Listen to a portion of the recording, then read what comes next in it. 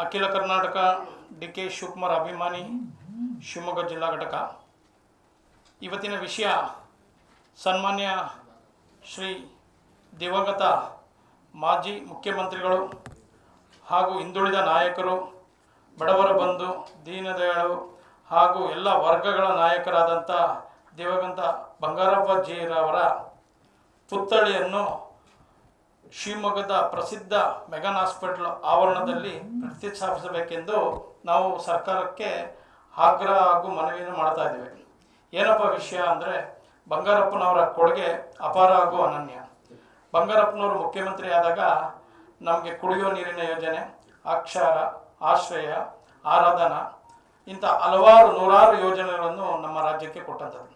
ಕಾವೇರಿ ನೀರಿನ ವಿಚಾರ ಬಂದಾಗೂ ಅಷ್ಟೇ, ಈ ರಾಜ್ಯದ ವಿಚಾರ, ನೆಲ ಜಲ ವಿಚಾರ ಬಂದಾಗೂ ಕೂಡ ರಾಜೀನಾಮೆ ಕೊಟ್ಟು ಈ ರಾಜ್ಯದ ವಿಚಾರವಾಗಿ ನಿಂತಂಥವ್ರು.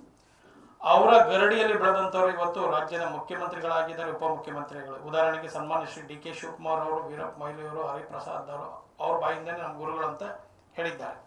ಅದೇ ರೀತಿ ಅವರೊಬ್ಬರು ನಾಯಕರಲ್ಲ, ನಾಯಕರನ್ನ ಸೃಷ್ಟಿ ಮಾಡುವಂಥ ವಿಶ್ವವಿದ್ಯಾಲಯ. ಇಂಥ ಒಬ್ಬ ಮಹಾನ್ ನಾಯಕರ ಪುತ್ಥಳಿ ಇಲ್ಲದೆ ಇರುವಂಥದ್ದು ನಮಗೆ ಅವಮಾನಕರ. ನಾವು ರಾಜ್ಯಾದ್ಯಂತ ಓಡಾಡಿದ್ರೆ ಕಿಮ್ಸ್ ಆಗ್ಬೋದು, ಬೇರೆ ಕಡೆ ಹಾಸ್ಪಿಟ್ಲ್ಗಳಾಗ್ಬೋದು, ಬೇರೆ ಕಡೆ ಉದ್ಯಾನವನ, ಎಲ್ಲಾನ ಒಂದು ಕಡೆ ಒಬ್ಬರದು ಆ ಜಿಲ್ಲೆಯ ನಾಯಕರದು ಪುತ್ಥಳಿ ಇರುವಂಥದ್ದು ನೀವೆಲ್ಲ ಕಂಡಿದ್ದೀವಿ. ಅದೇ ರೀತಿ ನಮ್ಮ ಶಿವಮೊಗ್ಗ ಜಿಲ್ಲೆಯ ಮೆಗನ್ ಆಸ್ಪತ್ರೆ ಹಲವಾರು ಜಿಲ್ಲೆಗಳಿಂದ ಇವತ್ತು ಬರ್ತಾ ಇದ್ದಾರೆ. ಹಿಂದೆ ಕೂಡ ಸನ್ಮಾನ್ಯ ಈ ರಾಜ್ಯದ ಉಪಮುಖ್ಯಮಂತ್ರಿ ಸನ್ಮಾನ್ಯ ಡಿ.ಕೆ. ಶಿವಕುಮಾರ್ ಅವರು ಪವರ್ ಸ್ಟೇಷನ್ ಉದ್ಘಾಟನೆ ಸಮಯದಲ್ಲಿ ಇಲ್ಲೊಂದು ಉದ್ಯಾನವನ ಮಾಡಬೇಕು, ಮಾಡಿ ಅದಕ್ಕೆ ಬಂಗಾರಪ್ಪನವ್ರ ಹೆಸರಿಡಿ ಅಂತ ಸಣ್ಣ ಸಲಹೆ ಕೂಡ ಅವತ್ತಿನ ಮೆಸ್ಕಾಂ MD ಮತ್ತು ಇಲ್ಲಿರೋ DC ಅವರಿಗೆ ಸಣ್ಣ ಸಲಹೆ ಕೊಡ್ತಾರೆ.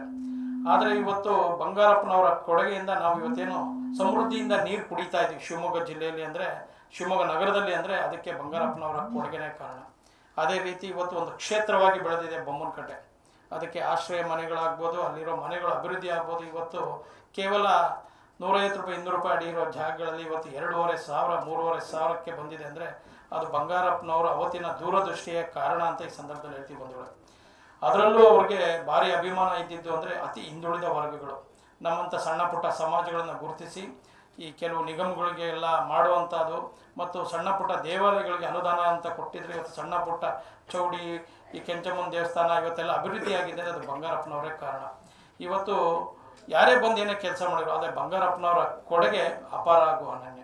ಈ ಒಂದು ದೂರದೃಷ್ಟಿ ಇಟ್ಕೊಂಡು ನಮ್ಮಂಥ ಸಣ್ಣ ಸಮಾಜಗಳಿಗೆಲ್ಲ ಭಾರಿ ಹೆಲ್ಪ್ ಮಾಡಿರೋದ್ರಿಂದ ನನಗೆ ನೂರಾರು ಜನ ಇವತ್ತು ಸಲಹೆ ಕೊಟ್ಟರು ಇಂಥದ್ದೊಂದು ಆಗೋದು ಸರಿ ಇದೆ ಅಂತ.